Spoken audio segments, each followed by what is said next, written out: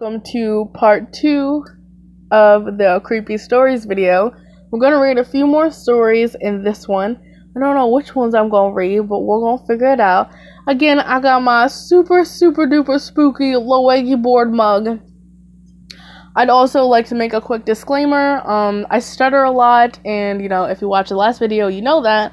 But I also like to say, I haven't looked at this set of stories yet, so I'm not sure what they're about or how they talk and how it's worded. So if you're offended by, I don't know, rape or being stalked or anything like that, maybe you should stay away from this video. I know that the last video that I read, the last story, and it talked about an escaped convict that, planned on raping someone. So if you're sensitive to stuff like that, maybe not watch this video. But if you're not, let's hop right into the stories. So this story is called Someone Was There. We were living with my brother-in-law and his 2 teens when I was pregnant. He has an elevated house on quite a bit of former hunting land several miles down a county road. My husband works 7 to 6 and BIL works offshore for 14 days, so brother-in-law. While he was at work, his kids stayed with their grandmother. Nice house, but it had a weird vibe. I chalked it up to pregnancy hormones. One day, home alone, I was taking a shower and felt someone staring at me. I stuck my head out and listened. Couldn't hear anyone in the house, so I resumed my shower. A little while later, I heard the back door shut. I was standing in the kitchen and I could see the door, which had no steps and was 6 foot off the ground. Door was still locked. Told my husband about it that night and he shrugged it off. We locked down and went to bed. I didn't know how long I'd been asleep, but I woke up to sorry. You see, if I knew how to edit my videos, I could just take that part out, but your girl can't edit to save her life, so excuse that. I don't know how long I'd been asleep, but I woke up to the blankets being yanked off the bed and my husband flipping on every light in the house. He threw open every door, every cabinet, looked into the pantry or closet while holding his handgun. I asked what was going on, and he swore he heard boots thumping throughout the house and someone talking.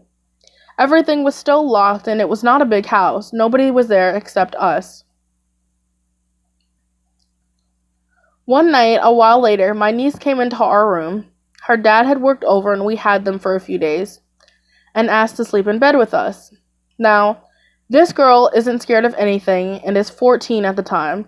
I sat up, told my husband to scoot over, and patted my pillow. That's when I noticed her 16-year-old brother curled up on a blanket under a blanket on the floor beside me. Why are you both in our room at 2 a.m?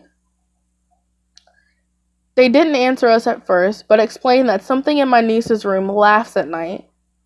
I hated that room. When we moved in and I put up any laundry I did quickly in there. I asked my nephew why he was on the floor, and he said, she came into my room on the cot to sleep, but something started knocking on the door, so we came here as soon as it stopped. Again, my husband flipped on every light and looked into every nook and cranny. Nothing. Eventually, we all moved out, and the kids decided to live full-time with Grandma. My husband said he heard a man laughing in my niece's room, but there was nobody there when he turned on the lights. Scared the shit out of him. That story was a bit of a blumble for me, I'm sorry. And that story was by KNSF. I don't know what that stands for, but make your own conclusions. Had to have a bit of a scenery change, sorry. Okay, this story is called I Was Almost a Hostage. I was walking down the street when I saw a rusty nail on the road. I picked it up and threw it into an empty house's yard. Not helpful, I know. After I threw the nail, a man came out of what I thought was an empty house and shouted at me. I freaked out, thinking it was about the nail, and kept walking towards my house. The guy didn't sound mad, but I couldn't make out what he was saying. He started following me to the street and gesturing me to come over, but my gut told me to keep on walking. I got home and can see from my house the empty house is now surrounded by cops. At this point, I still think it's about the nail. After a while, it gets worse, and men in full gear show up. I found out later that the house was indeed empty, the men inside were known criminals, and I very much almost ended up as a hostage. Ooh, I love this one. This one is called We Found a Leg, and it's like this long. While cutting lawns along this bike trail, me and my coworker found a mostly decayed, severed leg from the knee down.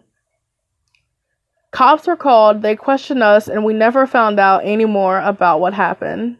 And that was by Foam83, I think. Oh, the last story was by Ducky Blinders. And this one is by, I think it's supposed to be Foam, Phome 83.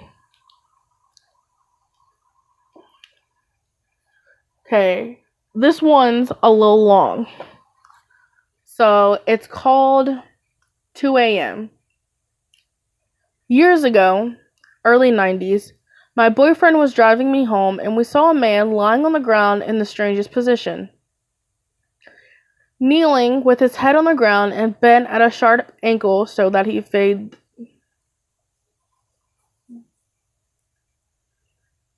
Years ago, early 90s, my boyfriend was driving me home and we saw a man lying down on the ground in the strangest position.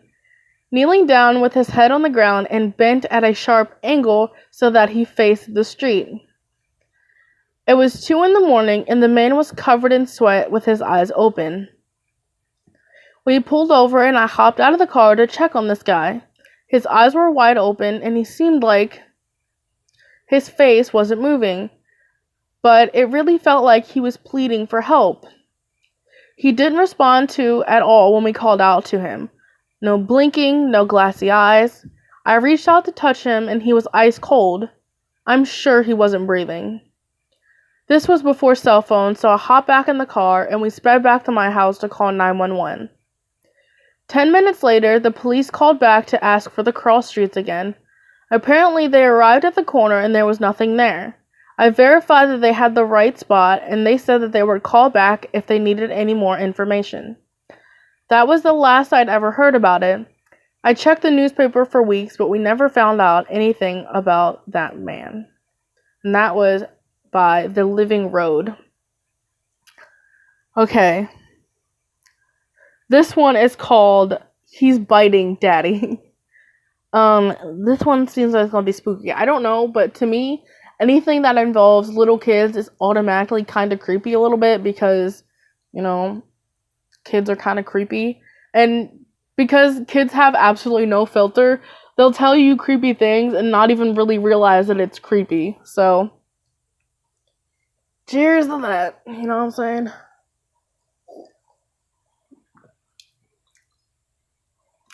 He's biting Daddy.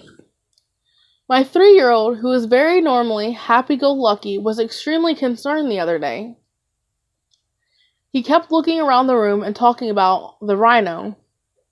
Who knows what a 3-year-old might translate as a rhino?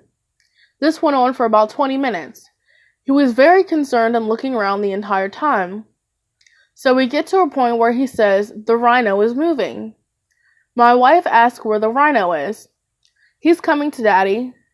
Yeah, I'm Daddy, and my ass was puckered just a wee bit at that comment. Fast forward about 4 days, last night, and he starts talking about the ghost. My daughter asks my son, where's the ghost? And my son says, he's biting Daddy. What the actual fuck? I misconstrued the title. I thought it meant, like, someone saying, oh, he's biting Daddy, like, someone is biting them and they're telling their dad. But Okay, this is a bit of a long one too. That story was by Khan Fan. It's Khanee underscore fan, F-A-N. This story is called Scratching. We had quite a large house. It was shaped like an L, but the L was cut into a hill. So the bottom part of the L had a downstairs, which was almost underground. It had windows facing out, but also was either in the hill or under another roof. Or another floor, I'm sorry. I had the room on the bottom part of the L from 13 onwards. Okay. My room had 2 doors, one that opened out into a kind of rumpus room, and one to an ensuite. It was always creepy as fuck, but being a skeptic, I dared anything there to do something to me. Grew up fine, but I could never sleep unless both doors were shut. When my parents went away, I'd break these rules and bring my dog to sleep in on the bed. I woke up a few times to see her, alert and staring at the door to the rumpus room. Occasionally, I'd hear a clawing at the screen on the window, but we had dogs, cats, horses, and local brush turkeys, foxes, etc. I figured if something was there that shouldn't have been my dogs, I figured if something was there that shouldn't have been, my dogs would have gone ballistic. Fast forward 5 years, bring a new girlfriend to my home and meet my parents. Slept in my old room. She woke up screaming between 12 to 3 a.m. twice out of the 3 nights that we stayed there. Have been with her 5 years since, and it's only happened in that room. She won't sleep in the house anymore. My parents let my younger sister move into the room about 4 years ago. She asked me recently if I ever heard scratching on the window late at night. Both of the dogs we have, plus the horses and the cats, are all dead, and it being roughly 10 years later, so the scratching thing is likely independent of the pets, unless the local animals are fucking with us. She also said she can't sleep unless both doors are shut, and she'll often put door stops under both doors so she hears if either door opens. She googled some stuff and decided to sage the room, and said she's had hectic nightmares since and woke up screaming late at night a few times.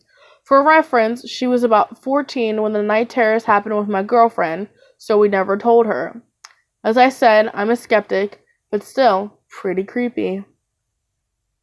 And that was by Torrossaur. Torrossaur. Torrossaur. So like dinosaur, but Tauros.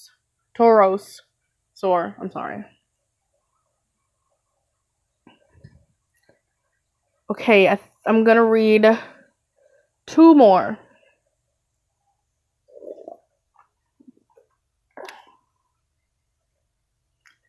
This one is called Road Rage. I was ambling down an old country highway in northwestern Georgia on my motorcycle, a 750 Vulcan, when I spotted an ambulance coming the opposite way. I pulled over and a pickup truck pulled over behind me. In my rearview mirror, I see the passenger get out with a baseball bat and start huffling my way. I didn't even look, I just dropped it into gear and hauled ass. What followed was the most harrowing experience I've ever had in life, as this pickup truck proceeds to chase me all over the place for about 20 minutes. I'm unfamiliar with this area, and my bike was not meant for going fast around turns, so I've got no room for error, and it's all I can do to stay out in front of these guys. I'm blowing through 4-way intersections and in a bid to get some distance and come up with a plan, but they are hell-bent on catching me.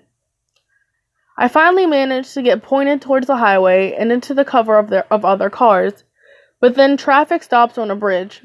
The truck is 3 cars behind me, and I'm thinking if I can just get out off to the highway, I'm probably home free, because my Vulcan can go fairly fast in a straight line. In my mirrors, I can see the passengers snaking through the cars on the bridge. I lane split, illegal in Georgia, and make the on-ramp hammer down if I'm gone. I lane split, it's illegal in Georgia, and make the on-ramp. Hammer down, and I'm gone, baby, gone. Never went back to that town.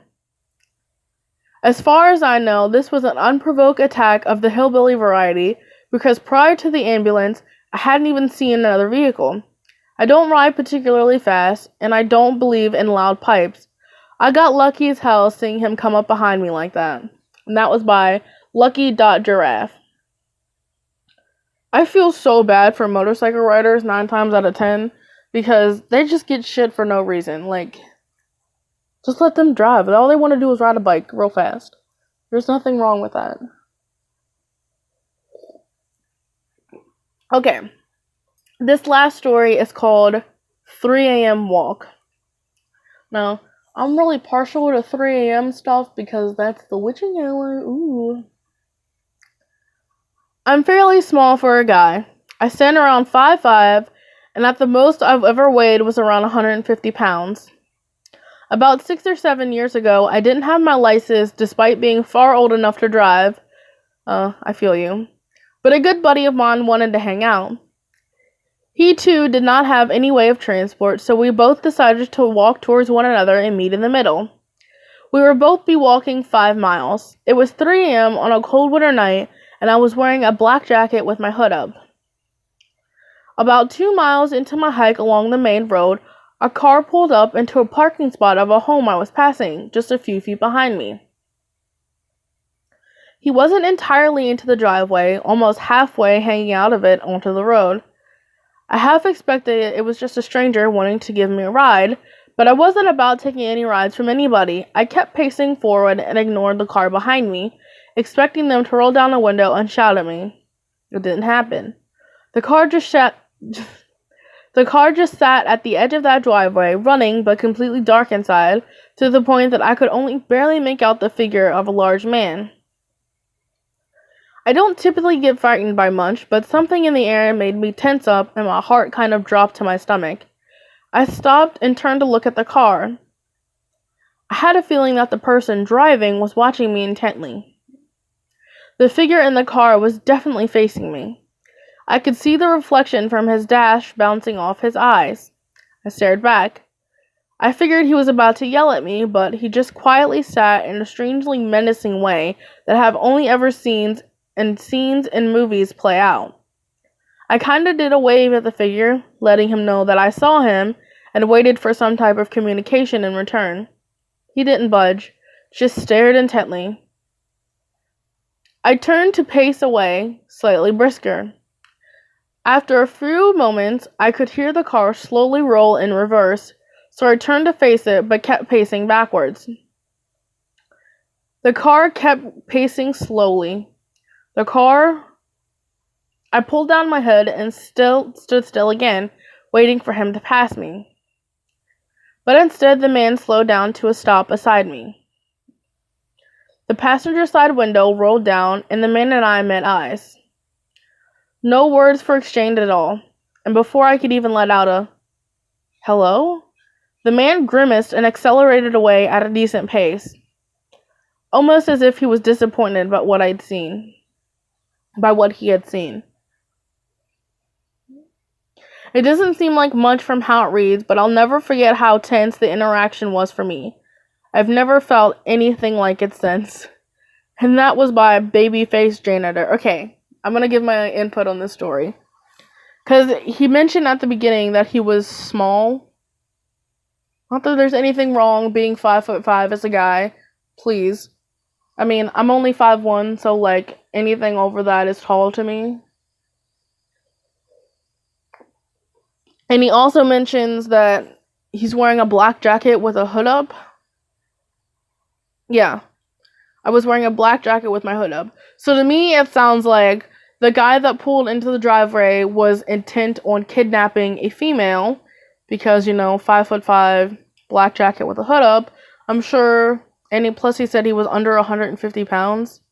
The most I've ever weighed was 150 pounds. So, 5'5", 150 pounds, black jacket, hood up. I don't think that's very, descriptive of how someone could look. That could be literally anyone, you know what I mean? It could be male or female. So I'm thinking that the guy that was in the car that pulled into the driveway was intent on kidnapping a female. And when he realized that it was a guy, he didn't want anything to do with it. So that's just me. That's just my theory. Excuse me, I burped again. I'm sorry. So, fun fact, I have pre-recorded 5 videos tonight, which is super exciting for me. It's now 11:18 in the nighttime. Can you guys see that? This is my old phone, by the way. Excuse me, I'm still getting over my cold. That's kind of sounded fake though. I promise it wasn't, but it kind of sounded fake. Anyway, I hope you guys really enjoyed this little mini 2-part series. If you guys liked it, please definitely make sure you leave a like and leave down below any stories that you think I should read. If you think I should read more, or if you think that I absolutely sucked at it, make sure you let me know down below so I don't have to do this anymore. Also, let me know if you did like this, let me know if you would want me to read a certain story, like a creepypasta, maybe read a little Jeff the Killer, maybe read a little Slender Man. I don't know. Let me know in the comments. You gotta let me know. I don't know what y'all want if you don't tell me. But anyway, thank you guys so much for watching, and I'll see you guys in the next one. Bye!